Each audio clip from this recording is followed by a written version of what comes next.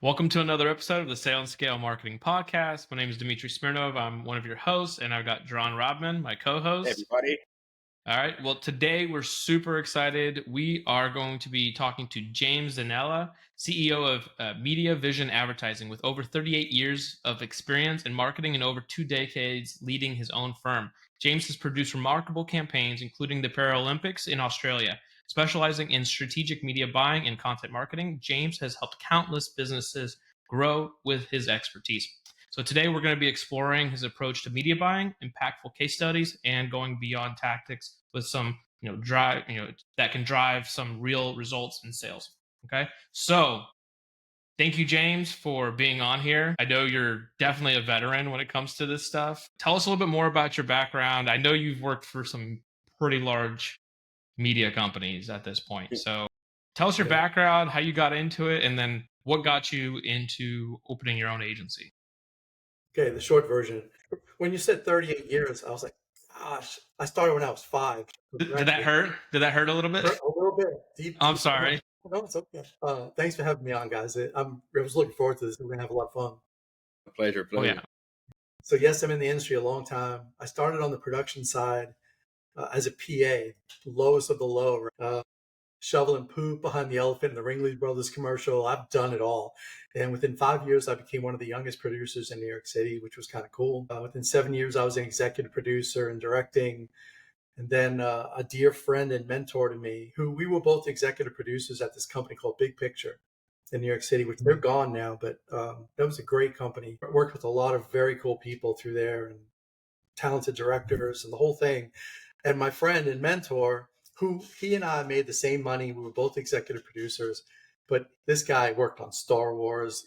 He was no joke. I learned so much from him. Even though we were the same, we weren't. I used to do this when he walked in. So he actually recruited me to go to the other side, the agency side. I'm like, you don't do that. Producers and production people don't do that. It's like, well, we hate you, they hate us, necessary evils of meeting one another. And I'm going somewhere with this, the reason I'm telling you. So I did cross over. He convinced me and he made me an offer I just couldn't refuse. I said, okay. And it was good because the world changed back then in New York. And I followed him all the way to the Paralympics that you mentioned. And my office was 3 blocks from the Trade Center. And 9/11 kind of ended my career in New York City, which I was not happy about because what did it make me? It made me an entrepreneur. Never wanted to own a business. I loved what I did. I traveled, made a lot of money. And then, wait, what? I have to learn what? Insurance and HR and all the things that business owners don't want to deal with. You know, Oh yeah. I navigated through it. I found people that were smarter than me, and we built our company. And that's how Media Vision was formed. But the crossover, which I really wanted to focus on, going from production to agency gave me a lot of experience that I didn't realize was rare because you do one or the other. Like I know a lot of agencies that don't have production experience at all. And I know a lot of production companies that don't have agency experience. Some companies that are mom pop, they come up as digital marketing companies. They're really production companies in digital marketing. They're not an agency. The agency is a different mindset because it's strategically focused. It comes up with concepts and campaigns and real working strategies where the tactics fit inside those strategies. So having that knowledge made me, I should have used it better, quite honestly. Instead of starting my own company, I should have held out for the most money I could possibly get and let Gray take me over or something. I don't know, but I didn't. And I love being independent now that I've been doing it 20 years. I love owning an agency. I love being able to reach people the way I want to reach them and to do things ethically and morally the way I like doing it. Not to say that advertising and marketing could be gray or immoral, but it can. I don't work that way. I have loyal clients because of it. We lost some business this year. I think consumer confidence is down. If y'all are feeling a little bit of a pinch, but it'll get better soon, I hope. Just get out and We'll vote. see. So all right. So let's. I know one of the things. So you talked about your production experience, and then now Mhm. shifting into the agency life. Now, all right. This is where one of the things that I would say not a lot of small businesses really do a lot of, which would be media buying. Okay, there may be some smaller formats of that, but tell us a little bit more about your specific media buying experience, what types of medias you're currently working with, or you're trying to push the most, or that are working the best, and then tell us how smaller businesses might be able to push into using media a little bit better and Sure. smarter to actually generate more business. So once I crossed over, like not only was I making the brand, but now I'm actually positioning the brand. As an agency producer, when they took me over to the other side, so I used to hang out with the media buyers because they were cute. So I'm honest, if nothing else. Oh, So you're honest. I learned a lot about what they did day to day. I was like, well, this is okay. It's a lot of fun over here. It's not that hard. What I do is much more hard, just because we had more pressure, and it's pretty cool. They based it on a lot of data and stats, and which you can't only do, and I'll get there why I believe you can't do that. So when I started my agency, I actually partnered with, I can't say who, because I fired them about a year later, a national media buying company out of New York City, because we were friends and I did a lot of work with them over the years. Really cool stuff. They're a great company on a national level, but I needed them regionally and locally. So I said, listen, I'm in this market. I'm going to own this whole area and I'm doing media buying left and right. I need your help. Okay, great. So we signed a contract.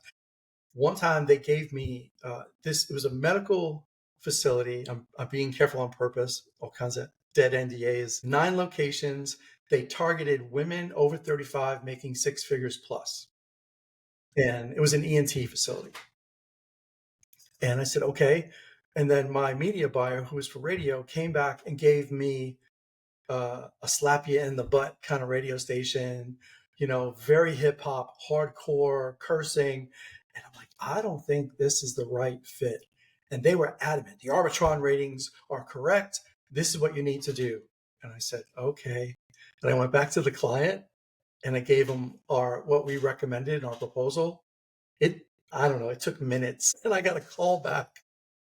I will never forget this. He was in the car with his teenage son and he's blasting the music. He goes, I'm listening to the station now. He goes, is this who you think our audience is? And I got really quiet. I went, not really. He said, well, then why would you recommend it? He goes, come on, man, the media buyer recommended it. And we were fired. Like literally, it just took minutes and then we were fired. So, the stone rolled. So I fired the agency, the media buying agency, and I said, I'm sorry, you were wrong. So from that point on, I built my own model. So any client we serve, so the national numbers are the national numbers, and we do base things on that. But locally and regionally, it has to be more customized to a market. Mm-hmm. And if you're just using national stats, it won't work. It's just ineffective. That's why national branding, sometimes as a consumer, you're watching television and you're like, why the heck are they advertising to me? Some of these commercials don't make sense. That's the reason. So when we buy even a region, we literally go from county to county and figure out the demographics and geographics and even the psychographics to understand who we're speaking to. Because if you're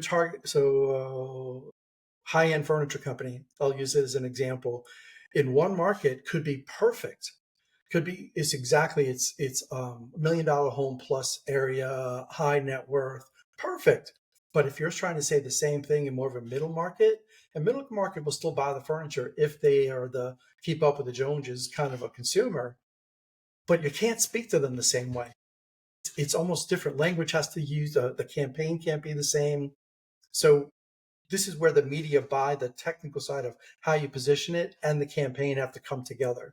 And when that's done really well, you have success. And when it's not done well, I've seen really bad campaigns. So my knowledge in the media buy really came out of necessity for my company, because the company I had hired to do it for me that I trusted wasn't going to be able to do it to the clients that I was serving, if that makes sense. That University of Hard Knocks degree that you get every time just wakes you up. And my secret sauce, I don't mind. I know we're talking marketing. I don't mind giving you my secret sauce a little bit. If you're an agency out there and you're listening, because I've been in the industry so long, I have relationships with media buying companies, like the big guys that are like C-level people or the GM of the facility, not your local rep. Not to say that they're not good, but if I have a problem or if I have a situation that needs to be addressed, I get an answer like that. I can solve my clients' problems because I have senior level positions around the country. It also helps me as a PR person. So I can get people better PR in some cases. I'm sure better pricing too. Always better pricing. Yeah, Well, we don't we'll keep that part of the secret sauce. Secret sauce. I tell clients, I do. I said, listen, I'm going to save you money. It's such a blessing to be able to walk in the door and say, you are overspending. And first there's the math to it, right? I think we talked about it offline. You remember there's mathematical equations. So I could just off the top of my head know that they're overspending. I love being able to tell a client, you're spending too much money and I'm going to cut this amount. And by the way, you're going to make more money by doing that. They think I'm crazy.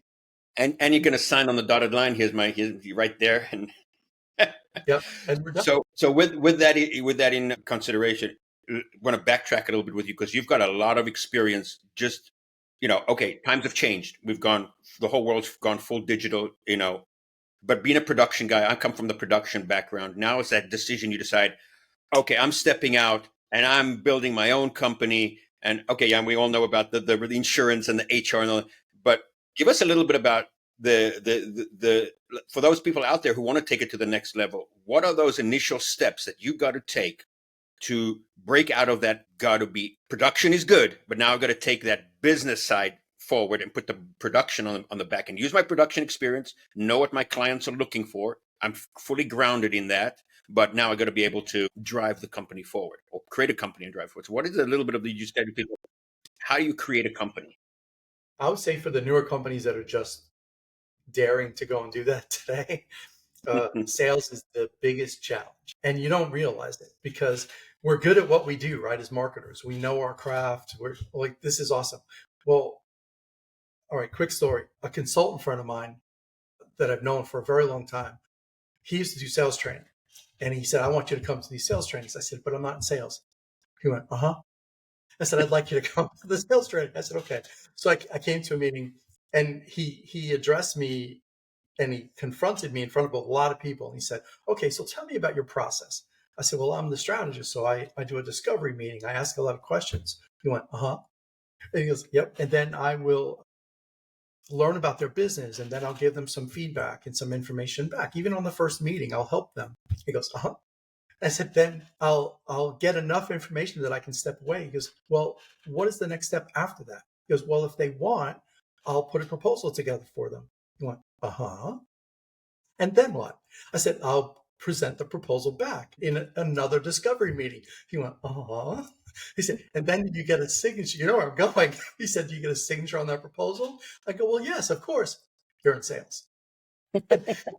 Slapped me in the face. He said, that's consultative sales. And so it's something I naturally did well because I don't sell. Can you imagine trying to sell a multi-million-dollar account? I had a guy who was Harvard educated. I cannot make this up. It probably should be a book. He was with us for 6 months, did the training. He was really good. On paper, he was perfect. I put him in front of a car dealership. There was a $5 million account to us. And it was a prospect. And it should have gone forward. The partners were brothers. They loved me. They loved everything that we said. I put him in the room in his first meeting. He literally put a contract across the table. So what's it going to take for you to sign this contract today? They couldn't get us out of the room fast enough. And it was over. I'm like, what did you just do? I was like, if you're good at what you do, they'll ask you, what is our next step? They'll say, how do we work together? They give you the buying signals. You don't have to sell anything anymore if you're good at what you do. So that's the thing that going back to the question, is the most difficult challenge for people in marketing because they're good at what they do. There's a lot of good marketers out there, a lot of bad marketers out there. But the ones that are good, like, take heed to this, that sales is probably the number one thing because you have to feed the pig. And if you're not doing that, you won't be in business very long. I think that's what I 100% agree with you there, because that's the one thing I had to learn real quick was that sales and marketing, there is no line between them. It is the same thing. It's just a different part of the stage in the process. But if one doesn't have the other, you got a huge hole in the entire strategy and the entire process, and it's not worth losing a client or losing the sale or anything because you don't understand the other part of the process. Right. Speaking into that sales and marketing go together. You can have the best strategy that you develop. You can have a great media buy with the right tactics and the best campaign, but it still has to come through the door and it still has to be sold and closed. Yep. And if you don't have a good sales process and the two aren't working hand in hand, it will fail. And I've seen it. I've watched it happen. As a marketer, it's difficult to walk in though and tell the business owner it's not a marketing problem, it's a sales problem. Oh yeah, I don't know how many times I think I've had to say that, and the worst part of that is they don't want to hear it. They're Yeah. definitely just like, no, I think it's you. When you're like, listen, I can prove that it's you. Like I Yeah. know my numbers, I know my data here. It is Yep. definitely you here. Right. Yeah, Because we can show how much business we're driving through the door. Why isn't it converting? Well, it must be a marketing problem. Is it? yeah. I mean, I can tell you from the production side. I can tell you from the production side of things. You know, working with sales, and they come to you, and you got to produce something and help them with the material that they need, and then they come back and they say, well, the client liked that, but we need to tweak it. I'm like, fine, let's tweak the package, let's tweak the graphics, and we'll go back and forth, back and forth, back and forth, and eventually they'll be like, I'll walk up one day and I'll be like, so how did that go? And they're like, oh, they didn't like it. So what didn't they like? Well, they didn't like the numbers. So it wasn't a production issue, it was a sales issue. It's got nothing to do with, but it works both ways. Sometimes, you'd also come back and they'll be like, they don't like anything we've pitched to them from a graphic side or the creative vision. We got to redo the whole thing. Numbers look great. They like what we're pitching. We got to redo everything, So but it's that synergy between the two. And when you got the two sides working together, magic can happen.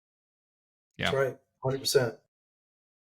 Oh, 100%. So, and that's one of the things where it's like, I run into this all the time with my clients is they'll come to us for, a strategy for lead generation, let's say.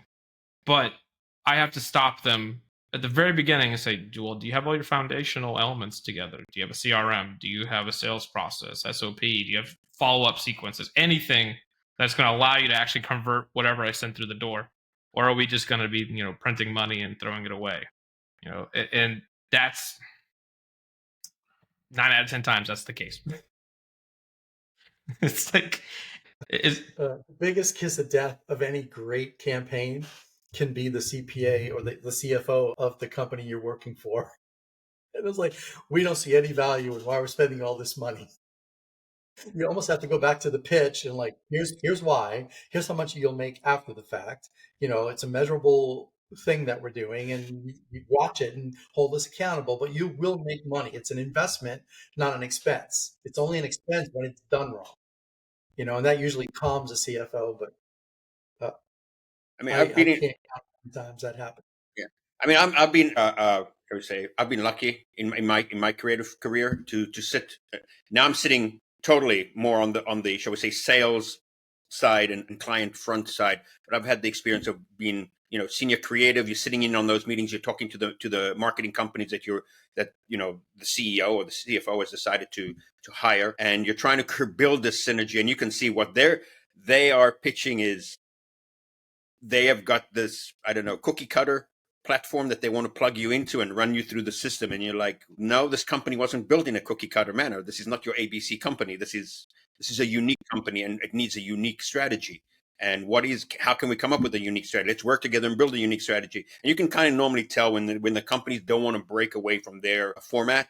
There's no fit, because marketing it's a living, breathing, morphic system. There's no, and I'm sure you can tell with all the experience, no single client is the same. Everybody's different, and you can't put them. That marketing curse is, hello, hi, nice to meet you. Let's put you through the system. Doesn't work. Well, so okay, we talked about a little bit of like, okay, the sales portion is definitely important in any of these campaigns, especially with media buying, right? Because you can get the eyeballs, you can get the leads, and if you can't close it, it's moot, right? However, to get to that point where sales becomes the problem, right? That's another piece that I think a lot of people struggle with, or I guess companies struggle with. So that's when they hire agencies such as yourself, right? So tell us a little bit more though when it comes to media buying. Like you have this huge creative component that needs to go into it. So the planning, the execution of that, all of the elements that goes into actually coming up with the right campaign idea, the messaging. How do you guys approach that? Okay. So we start big to small. Just so in general, TV is usually the most expensive, the bigger animal, right? More production involved. There's bigger cost to it in most cases. So we start there. Are we using television in any way, shape, or form? Traditional television isn't as widely used as before. Regional, local businesses are using streaming a lot more, if they're even doing that, if they can afford it. So if that's a component, that's the first step. If we're building that in, as you guys know, it'll change the production process and the budget. So we have to account for that and make sure that there's dollars in there for it. On the media side, we're planning the budget. It always comes out of budget. Media buying it's about spending money effectively and fiscally responsible, but still getting the results. So I do not believe in overspending on brand unless the company really needs it. Usually it's about 20% of an existing company. So TV technically is a brand tool. So it's going to take up a big chunk of that 20%. Usually I always like another toy, a tactic that I could play with to be able to get the brand out there, or something that is multi-purpose, kind of like display ads, banner ads. I can use them for brand or direct response, lead gen. But TV, I try to leave this is brand loyalty. So that's a first step. So now that we know fiscally that we're doing that, it has to peter into the strategy and into the developing the campaign, and also what the production team is going to be working on. So how many resources are allocated and all that stuff.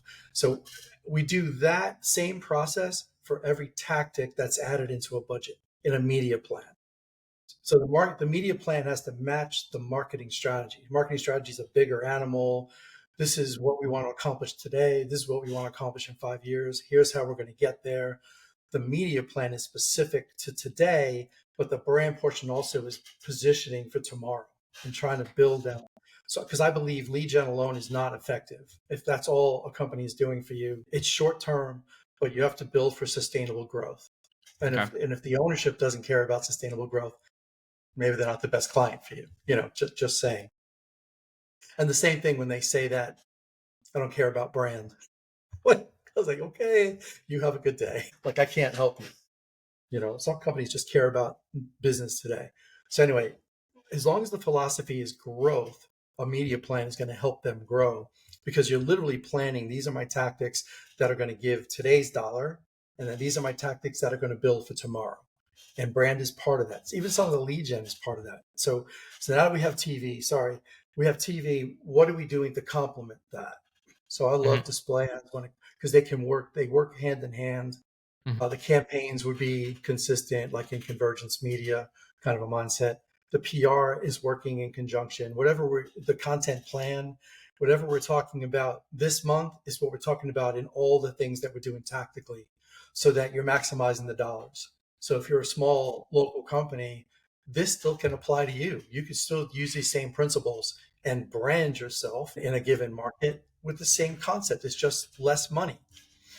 The next step would be the same thing. You're building on the tactics to complement the strategy. As far as buying that media, it depends on when it's dropping. Secret sauce. I like to buy annual. I don't like to buy month by month or week by week. I don't, because it gives us more buying power and more negotiable. And if the agencies aren't telling you, if they're doing media buying on a regular basis, they get better rates because they're doing bigger numbers than you have. So because of that, they get a better, and media companies love them and they want to keep that relationship. So they usually have better rates. So it's not just not rate card. There's usually more of a discount than you think there. Not to really hand away the farm, but hey, what the heck, right? That's I'm fair. on this planet too long.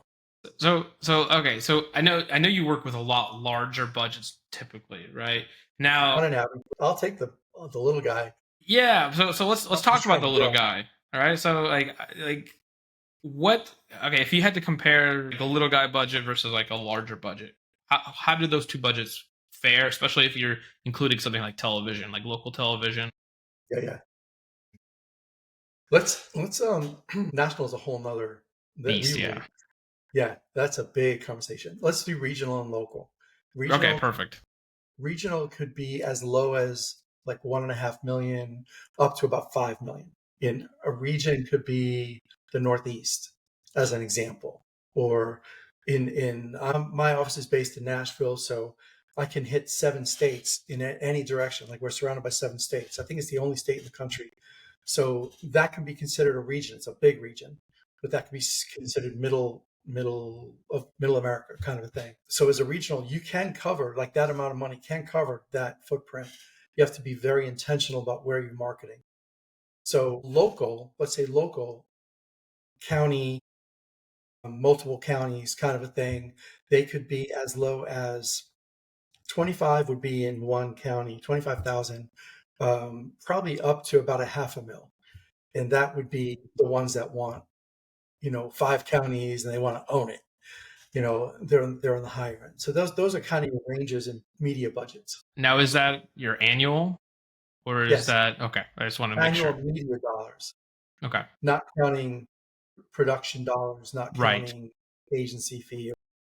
So with that being said, as TV is considered the holy grail, the big beast, Yeah, today's media we consume totally differently. We're all online. You got companies like Netflix and Amazon, but then you've also got YouTube and TikTok and Instagram. No, they are also predominantly also doing certain clips, or they're doing advertisement placement.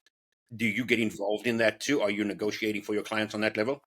And then of course yes, you have regional. Let's just say YouTube. You could do regional ads just based on IP addresses. correct. So it depends. So I'm glad you brought that up. So YouTube and the ones you mentioned would be considered streaming. So programmatic video, right? So that's how that's looked at. And that's probably the lion's share of what people are doing today. It's getting a little bit more expensive than it used to be, but not right now because consumer confidence is down and we're in a recession. Oh, I'm sorry. Did I say that out loud? Because nobody wants to talk about it in an election year. But that's what's going on in our country. So because of that, and national media buy is down a little bit, probably by about 3%. So if that's the case, there's more negotiation. So if you're if you're a company that's buying media or even a mom and pop business, you can get in the fray a little bit and save some money locally, even regionally. National is a Well, whole nother. Let's just not even talk about that today. well, Correct. and most companies that are in our audience probably will not get to that level anyways. So let's Correct. be honest.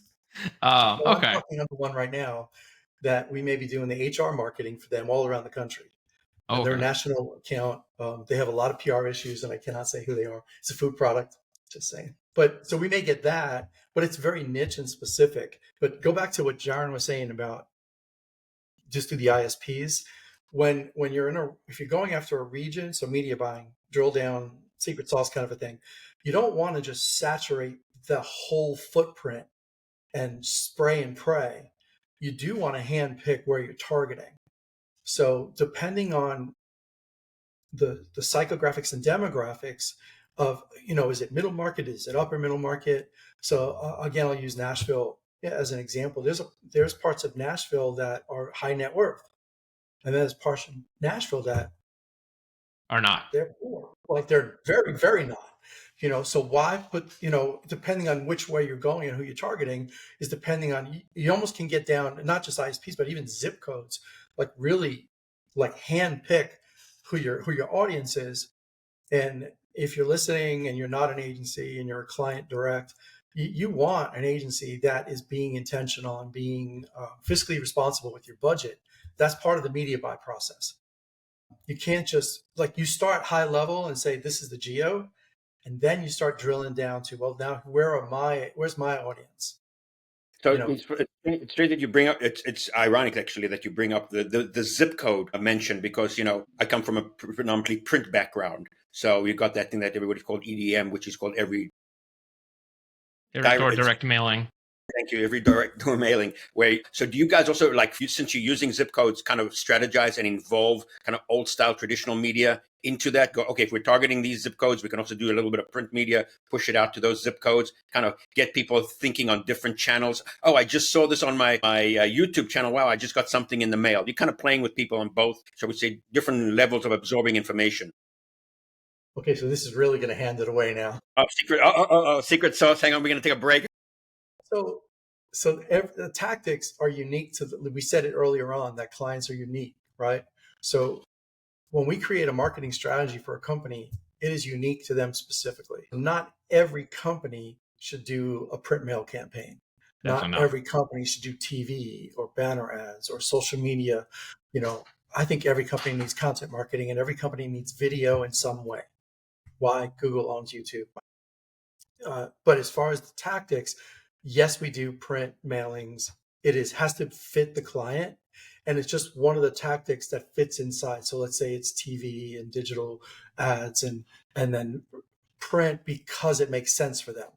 And then even then we're, the average, less than 5% in print mailings to get return. So we try to do a tactic that'll get us up to almost 30%.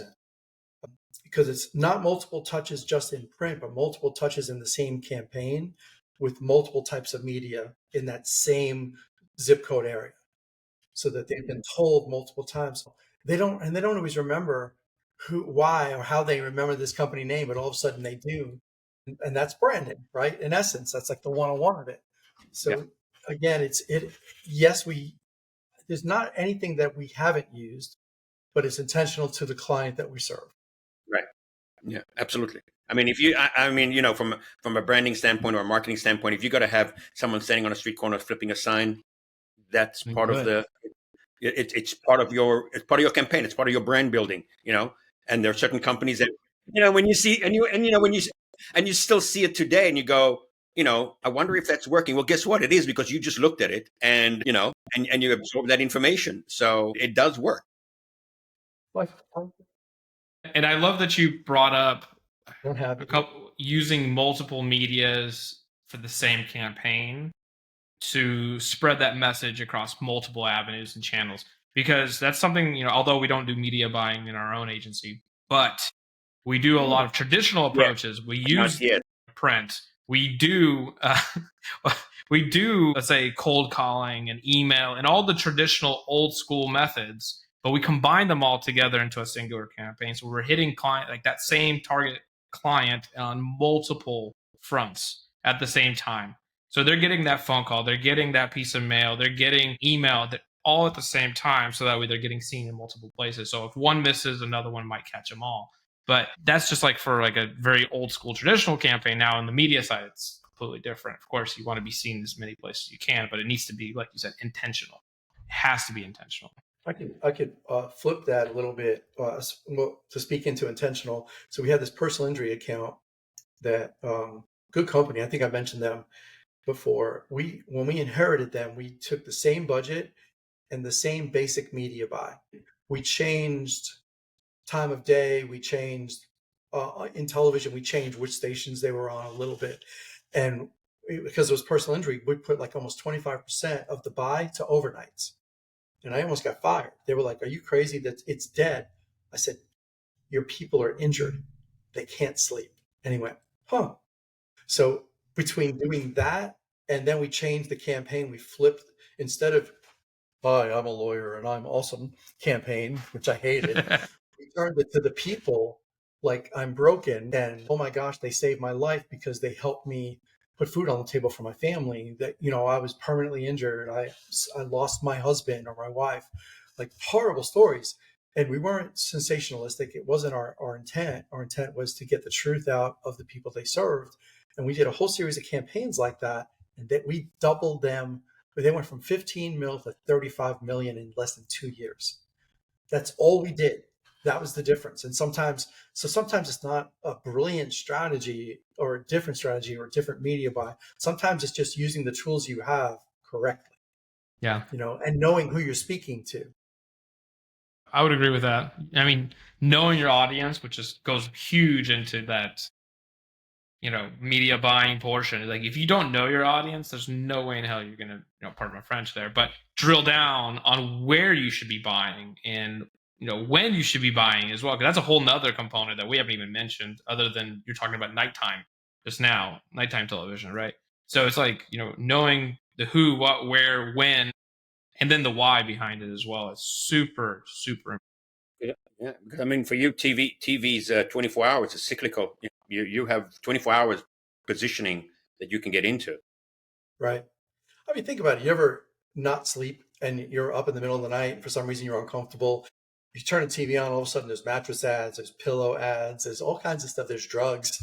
There's all the things that they know you can't sleep. So and it's smart marketing. Here, I want to show you something. I don't know if y'all can see this. Can you see? It's a bookmark. So I used to be on the board of this guy and in the Northeast, and it was a radio station, a Christian radio station. And their tagline was reaching the heart of the Northeast. Well, the heart. Why did I came up with this? Now I'm on their board, so I'm kind of pro boning on marketing effort. And this thing came out of a creative meeting. This little 50-cent thing that they did it was actually $1 in mass is probably the thing that has made them soar in their nonprofit. So in their fundraising efforts, that was the number one tool that they used. No big campaigns, no big television. And they're a radio station. You would think, I mean, they shamelessly would, if you ever go to a nonprofit radio station, they're asking every 5 minutes. That thing is so well because it's female focused. Why? Because let's face it, guys, women read a lot more than we do. And they read their Bible if they're of faith. And that heart would stick out of their Bible every day. It was constantly in their mind. It was subliminal, but it worked really well. It cost nothing. So sometimes it's not the most expensive campaign. Sometimes it's just something intentional, which Dmitry said before. And that's what made me think about this. And then if that fails, you can always use the car washes use the guy with that goes, the big thing that floats and everybody looks at it, right? Well, now let's talk on creative and your brand messaging. Now, I've seen some really fun types of advertisements done. I've seen some very serious. Now, like notably, I have a couple favorites. So, like across South Florida, there's billboards everywhere that says, your wife is hot, get your AC fixed. Yeah. Love that one. And then there's one I just moved to the west coast of Florida, and there's another one. There's a car dealership. It's not even a huge one, and I'm going to shout it out, but it's the slogan on this guy's car dealership. On the top of the building, it says, "I'd give them away if I could, but my wife won't let me." And I don't even see even the ads on TV for him, too. And that just stuck with me. Now, do you have any like fun stories or fun, I guess, TV commercials or anything that you've gotten to work on that are like joyous, fun, comedic, or anything else that stand out to you? Yeah, but that would be me on my soapbox bragging. I don't want to do that. Yeah, I've done so most of my national work I loved. I had such a blast back in the day. I would say stuff that Media Vision produced. We did a campaign for a car dealership. I'll say the name because it's relevant, called Freedom Ford. And we came up with the idea of how can I get the short version? So this guy walks through the door with like a skirt and blue makeup on his face and carrying a Braveheart. sword. Exactly. And he had the accent, and he said, "I don't want to be sold anything." The whole concept was he hates salespeople. So he's coming in there ready for battle, right? And then at the end of the commercial, you see him on his knees outside going, and then another guy walks in who looks like the guy from Gladiator. And hey, Bob, hey, Bill. And the whole concept was you don't have to do battle here at Freedom Ford. It was a really good concept. That's phenomenal. I love that. And that was a local company that reached maybe 3 counties. He had people coming in after that, as making fun of it. So he knew that people saw it. So it's kind of cool. Yeah. That's awesome. Yeah, it's like those are the types of things in marketing that, like, if you know your audience, you understand the problems or what their sentiments are. Like, perfect example for what you were talking about. People hate going to car dealerships because they hate being sold. They hate being sold, but they know they need a car, so that's what they're there for. So that's why, like, I understand the whole, like, okay, yeah, like I gotta prepare myself for battle and I gotta hold myself guarded. But like that commercial is just perfect for just like letting them feel at ease.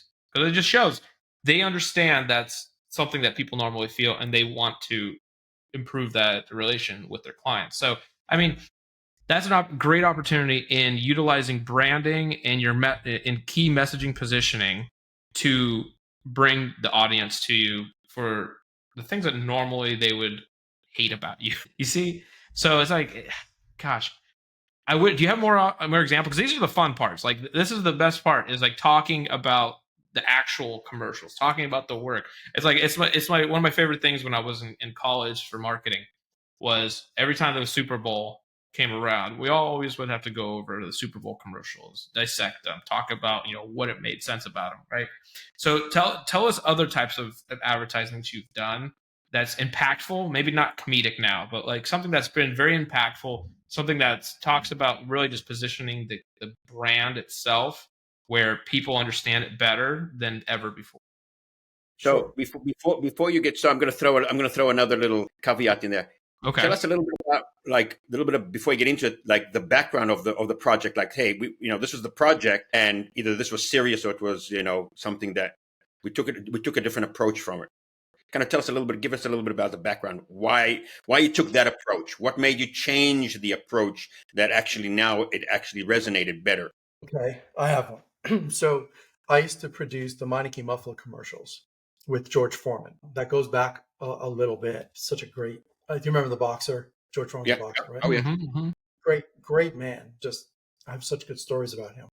But the concept started when they first hired him. So I was on the production side. It was my last project on the production side before I crossed over to the agency, which is why I'll never forget it.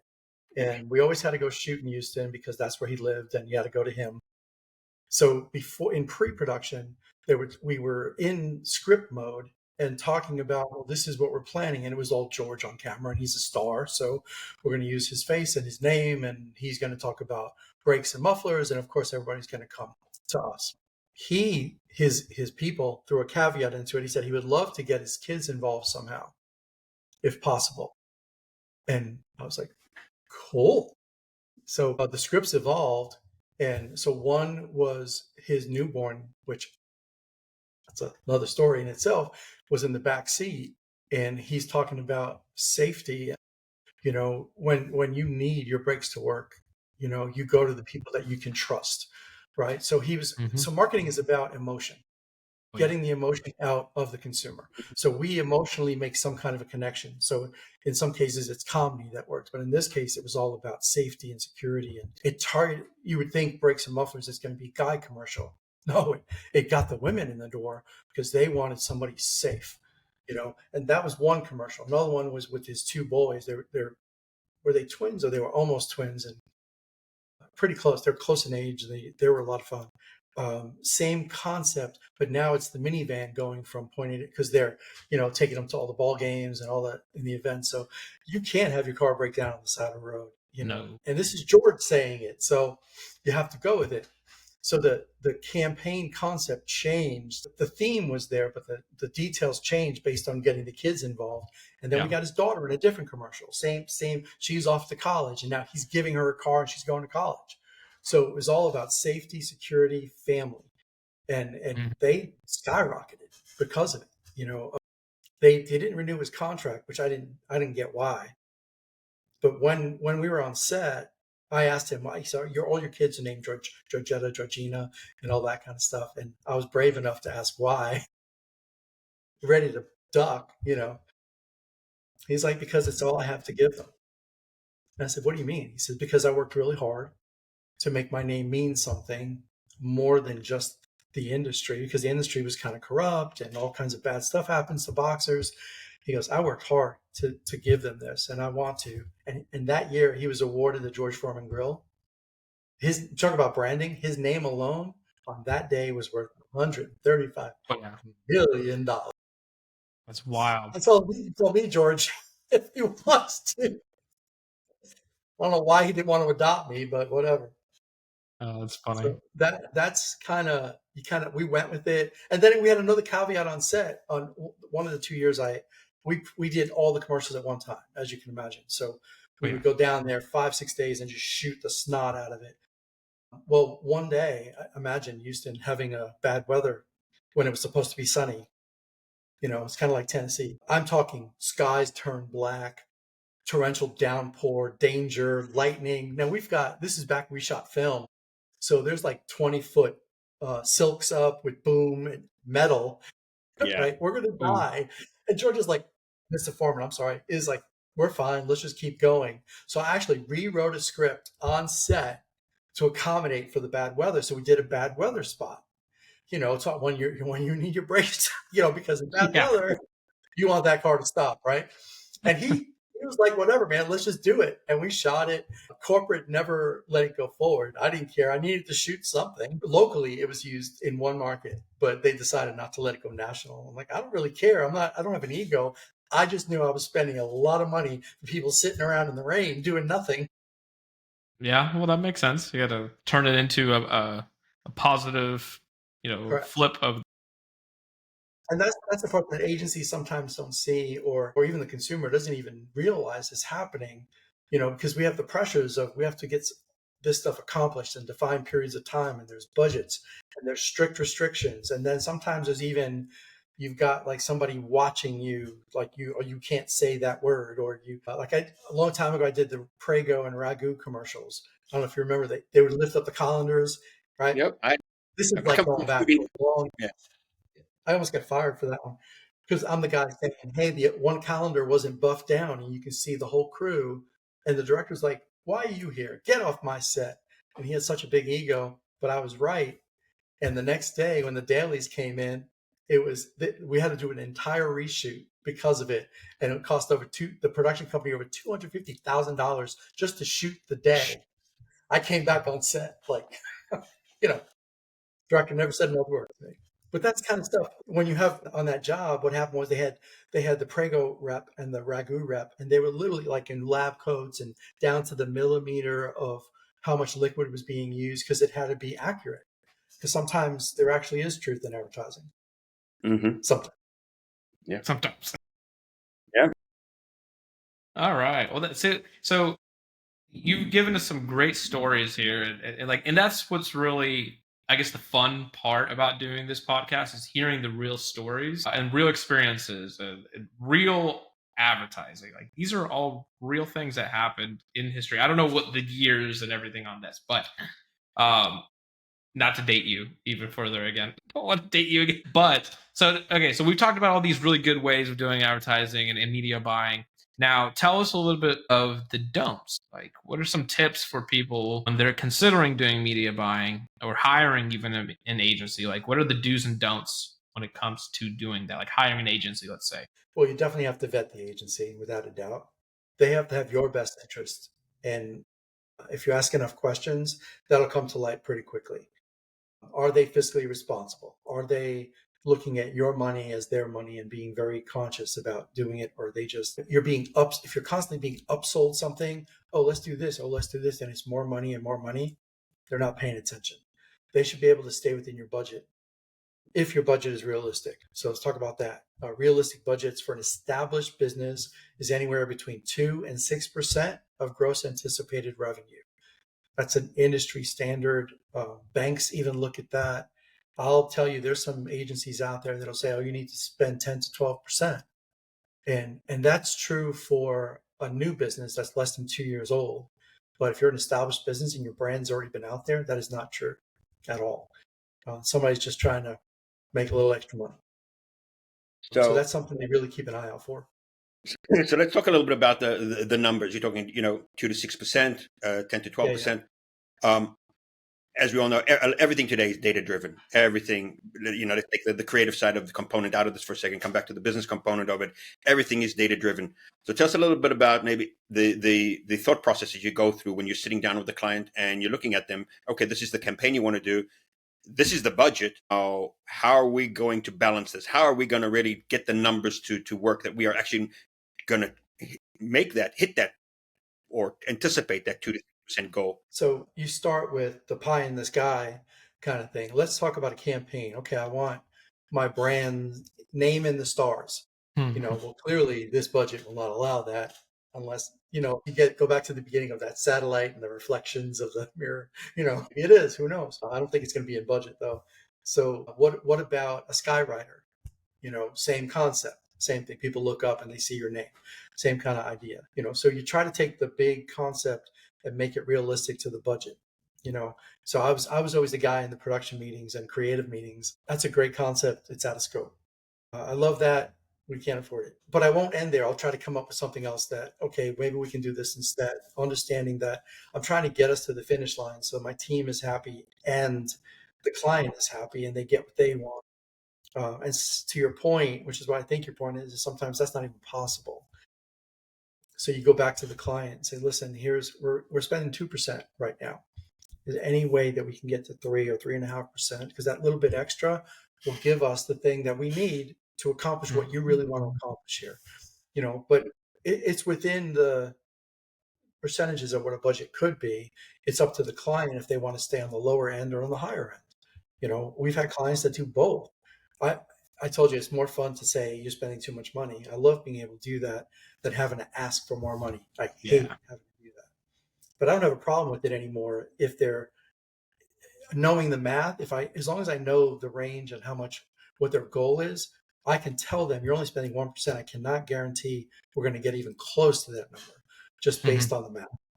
Well, and now I was going to say, back to that number that you got. So out of that total budget, what percentage of that budget goes to production versus the actual media buy? That's a great question. About 20%, 15 to 20%, somewhere in that. It goes to production. The rest goes to position, to the media, to whatever, any PR that's got to be done. The lion's share's got to go into positioning. And then even within that 80%, only a percentage of that is branding, percentage of that is lead gen. And depending on the client's immediate need, those percentages change. I don't like to generalize the numbers because it's really up to an individual company. Right. True. So, and staying now on what we were just talking about with the numbers, so, from your position also, you got to be realistic. You've got to be the guy that comes in there and sits down and says, okay, this is a fun project, or this is something we really want to do. This, here's the vision, here's the thing. But the numbers are not true to form, or we need to, you got to sometimes, you got to talk, shall we say, truth to numbers with your client, and be like, we want to meet your expectations, but here's what the issue we're running into, or this is a great idea, we can run with it, but as you said, we may need to tweak this for a little bit more, or there's a lot of things you got to sit down here and be the grounding force with your client. They're coming to you not only to solve the solution, but you also, as you said, be conscientious of their budget, and with that conscientious budget, you have to also be the bad guy sometimes, or the responsible adult in the room, and say, well, now here we need to have a little conversation. I would, as you were saying that, I was thinking my favorite / worst client industry is banks. I love them because if they let us do our job, we can really jack them up. We do really well with banks because if they let us do our job our way, we will average about 20% of an increase above and beyond what they normally do. So on an average, that's, some are higher, some are lower. But then the flip side of that is please don't, nobody take offense. It's old white guys in suits and they're all bankers and they're all money conscious. And if they're a local or a regional bank, all they're looking at is the bottom line. And they're like, why are we spending this money on marketing? It's that number that they just don't understand. So I had this one example where the president of the bank loved what we were doing and was totally on board. That we did a lot of television, local and regional, covering a pretty big territory. And we did crazy campaigns, like fun stuff. I can't say specifics, but it was a lot of parodies on movies. We did one that was an old Western feel. Is your bank ripping you off? Like we flipped it around. Instead of the bank robber being a person, it was the bank itself. Are you getting killed in fees? These were hysterical, and it gave them a lot of brand exposure, and they wound up, I'll say, kicking the snot out of their biggest competition in that market, which was like across the street of each of their branches. So, and then I had to go and talk to the board, and like, we just don't understand why we're doing this. I was like, I don't know, you're up by over 20%. I'm thinking we're doing okay. Yeah, but we think we'll get the same numbers without you. I said, okay, let's try that. Go ahead. Sure enough, they did, and they fired us. But the numbers dropped right down. They literally went back to what they were doing before. And they were like, yeah, but we're not spending that money, so it's okay. I'm like, Right. of millions and millions of dollars versus $300,000 a year. I don't get it, you know? Sometimes it doesn't make sense to us what they're thinking, but it is what it is. It's their decision at the end of the day. So, all right. So we are coming up on the hour. And as much as I would love to continue this forever, keep hearing more of these stories, because I know you've got a lot. We might have to do a part two, but I want to be conscious of your time as well. So now is the time that we normally bring in what I like to call the shameless plug. Okay. Okay. Which is basically your opportunity to let people know how they can get in touch with you. Okay.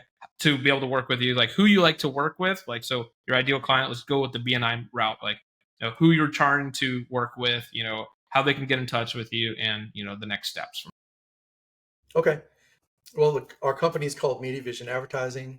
I'm the CEO of the company. You can freely reach out to me directly. I don't know if you guys add stuff on screen or in your post. Just you can put my email freely. You can use my email, my phone number. My phone number is 615-590-8911. Just ask for me. I'm happy to take the call. If you have any questions, I'm an open book. I'll help you on the phone if I can and send you off on your way. If you have a bigger conversation, we're happy to have a follow-up meeting and dig deeper. And what's your our website is, there you go. Yeah, I was going to say, what's your website? MediaVisionAdvertising.com. I also have a podcast called The Marketing Perspective. Would love for you to at least check it out. At one point, my claim to shame was I recently interviewed Ivan Meisner, the founder of BNI. So if you're a BNIer out there and you want to tune in, he was amazing. I got a compliment. He said it was one of the best interviews he ever had. I'm like, you are totally blowing smoke. And he said, no. He goes, they take them down different routes. He goes, you asked real questions about networking as opposed to wanting to know why I hang out with Richard Branson, although I did want to talk about Richard Branson, but still. I hope that helps. We are a strategically focused company. We do a lot of media buying, as we talked about. We make I call the pretty pictures, but my creative director gets really mad when I say that. So we do all the brand graphics for the companies that we serve. But we do partner with companies like Dmitriy and Jaron when we need to, when we have overflow. I'm actually actively looking for those kind of relationships. So I'm looking forward to another conversation with these gents about that, just so you know. But we do a lot of industry-wise, a lot of personal injury, banks, a lot of contractors. That's almost 40% of our business. Do a ton of manufacturing. B2B is awesome, but that's marketing, not advertising. And if you don't know the difference, maybe we should have a bigger conversation sooner than later. Mm-hmm. Those are our hot industries. We do some retail. If you have multiple locations, you're probably a fit for us because it's a company in a growth path, and we love those kind of companies. All right. Well, James, it has been an absolute pleasure having you on. We definitely learn a lot from you, for sure. So we appreciate your time and being on our podcast, and hopefully we'll probably have to have you come on again, but for other topics too, because I know you're a wealth of knowledge. So, well, I think you guys are as well. I can tell. So, thank you. Thank you. We try to keep up, but you're definitely in a world that I don't have as much experience in, because I've always been kind of like that small, medium-sized businesses. Yeah. It's always nice to learn, and that's why I wanted to take that opportunity to learn from you and ask you the right questions, hopefully. Well, maybe you guys will do me the honor in coming on The Marketing Perspective, and we'll flip it. Let me ask you questions, and we'll talk on the production side of it, because I don't talk about the production side as much as my team probably wants me to. All right, absolutely. That's fair enough. Well, thank you. So it was an absolute pleasure hearing.